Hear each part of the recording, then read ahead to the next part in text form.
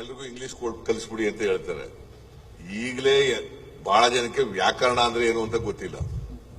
ಈಗ ಯಾರು ಓದ್ಕ ಬಂದಿದಾರಲ್ಲಪ್ಪ, ಸಂಧಿ ಅಂದ್ರೆ ಏನು ಅಂತ ಹೇಳ್ರಿ ಅವ್ರಿಗೆ, ನೋಡೋಣ. ಸಮಾಸ ಅಂದ್ರೆ ಏನು ಅಂತ ಕೇಳ್ರಿ ಅವ್ರಿಗೆ. ಯಾರಿಗೂ ಏನು ಗೊತ್ತಿಲ್ಲ. ಏನ್ ಡಾಕ್ಟ್ರೆ MBBS ಓದಿದಿರಿ? ಕನ್ನಡ ಸಂಧಿಗಳು, ವ್ಯಂಜನ ಸಂಧಿಗಳು ಯಾವ ಹೇಳ್ರಿ ನೋಡ್. ನಮ್ಮೂರಿನಲ್ಲಿ ಒಬ್ಬ ನನ್ನ ಜೊತೆ ಓದ್ತಾ ಇದ್ದ ಪುಟ್ಸ್ವಾಮಿ ಅಂತ ಒಂದು ಹುಡುಗ. ಆಗ ಓರಲ್ ಎಕ್ಸಾಮಿನೇಷನ್ ಇತ್ತು. 5ನೇ ತರಗತಿಯಿಂದ 6ನೇ ತರಗತಿಗೆ ಹೋಗಕ್ಕೆ ನಮಗೆ ಓರಲ್ ಎಕ್ಸಾಮಿನೇಷನ್ ಇತ್ತು. ಮೇಷ್ಟ್ರು ಒಬ್ಬೊಬ್ಬರ ಕರೆದು ಪ್ರಶ್ನೆಗಳು ಕೇಳೋರು. ನಮ್ನೆಲ್ಲ ಮೊದಲೇ ಕರೆದ್ಬಿಟ್ರು, ಆಮೇಲೆ ಅವ್ನು ಕರೆದು ಕೇಳಿದ್ರು. ಅಲ್ಲೇ ಕುಳಿಸ್ಕೊತಿರು, ಹೋಗಿ ಹೇಳ್ಬಿಡ್ತಾರೆ ಪ್ರಶ್ನೆ ಏನ್ ಕೇಳ್ತಾರೆ ಅಂತ ಅಂದ್ಬಿಟ್ಟು ಅಲ್ಲೇ ಕುಳಿಸ್ಕೊಳ್ಳೋರು. ಕೇಳ್ತಿದ್ರು. ಆ ಪುಟ್ಸ್ವಾಮಿ ಕರೆದು ಮೇಷ್ಟ್ರು ಕೇಳಿದ್ರು, ಸಂಧಿ ಅಂದ್ರೆ ಏನಪ್ಪಾ ಅಂತ. ಅದೇ ಸರ್, ನಮ್ಮನೆಗೂ ನಮ್ಮ ದೊಡ್ಡಪ್ಪನ ಮನೆಗೂ ಇದೆಯಲ್ಲ ಸಂಧಿ, ಅದೇ ಸಂಧಿ ಅಂತ.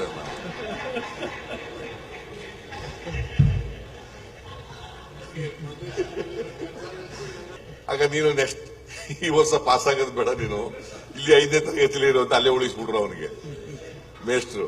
ಈಗ ಬಹಳ ಜನಕ್ಕೆ ಸಂಧಿ ಅಂದ್ರೆ ಗೊತ್ತೇ ಇಲ್ಲ. BR ಪಾಟೀಲ್ ಏನ್ ಗೊತ್ತಿದ್ದ ಸಂಧಿ ಅಂದ್ರೆ? ಗೊತ್ತಿಲ್ಲ. ಬಹಳ ಜನ ಗೊತ್ತಿಲ್ಲ. ಅಕ್ಷರಗಳು ಎಡೆಬಿಡದೆ ಒಂದಕ್ಕೊಂದು ಸೇರುವುದೇ ಸಂಧಿ. ಗೊತ್ತಾ?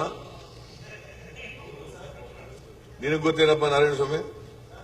ಇಲ್ಲ, ನೀನು ಟೀಚರ್ಸ್ ಗ್ರಾಜುಯೇಷನ್ ಕಾನ್ಸ್ಟಿಟ್ಯೂನ್ಸಿ. ಸಂಧಿಯಲ್ಲಿ 2 ವಿಧ ಸರ್. ಯಾವುದು? ಗುಣಸಂಧಿ, ಸುವರ್ಣ ದೀರ್ಘ ಸಂಧಿ. ಎತ್ತದು ಗುಣಸಂಧಿ ಅವರು ಸುವರ್ಣ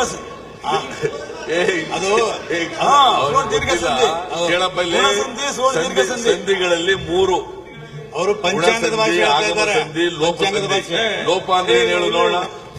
ಇಲ್ಲ ಇಲ್ಲ ಇಲ್ಲ, ಲೋಪ ಸಂಧಿ ಆಗಿರೋದೇ ಲೋಪ. ಲೋಪ ಅಂದ್ರೆ ಲೋಪ ಸಂಧಿ, ಆಗಮ ಸಂಧಿ, ಆದೇಶ ಸಂಧಿ, 3 ಸಂಧಿಗಳು. ವ್ಯಂಜನ ಸಂಧಿಗಳಲ್ಲಿ ಹೇಳಿ. ಸವರ್ಣ ದೀರ್ಘ ಸಂಧಿ ಅಂದ್ರೆ ಏನ್ ಹೇಳು ನೋಡೋಣ. ಗುಣ ಸಂಧಿ ಅಂದ್ರೆ ಏನ್ ಹೇಳು ನೋಡೋಣ. ಮತ್ತೆ ಸುಮ್ಮನೆ ಇಲ್ಲಿ ಬಂದು ಕನ್ನಡ ಏನಿಲ್ಲ ಹೇಳ್ತಾ ಇದ್ದೀರಿ. ಈಗ ಎಜುಕೇಶನ್ ಬಗ್ಗೆ ಭಾಷಣ ಹೊಡಿತಾ ಇದೆಯಾ? ಹೇಳಪ್ಪ. ಅಷ್ಟೇ ಅಧ್ಯಕ್ಷ. ಆ ತರದ ವ್ಯಾಕರಣದ ಪಾಠ ಈಗ ಪಾಠ ಇಲ್ವೇ ಇಲ್ಲ. ಈಗಂತೂ ಹಿಂಗಾಗಿರೋದು. ಗ್ರಾಮರೇ ಇಲ್ಲ.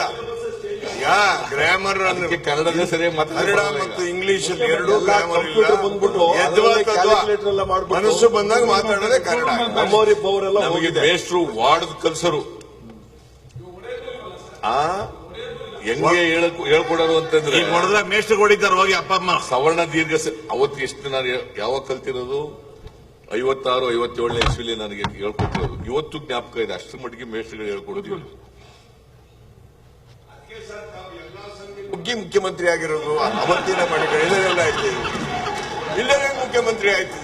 ಅವತ್ತಿಂದನೂ ಮಡಿಕಣೆ ಬಂದು ಎಲ್ಲಾ ಸಂಧಿ ನುಗ್ಗೇ ಮುಖ್ಯಮಂತ್ರಿ ಆಗಿ. ಪುಟ್ಟಣ್ಣಯ್ಯ, ನೀನು ಆ ಸಂಧಿಗಳನ್ನೆಲ್ಲ ಹುಡುಕು, ನೀನು ಚೀಫ್ ಮಿನಿಸ್ಟರ್ ಆಗುವೆ.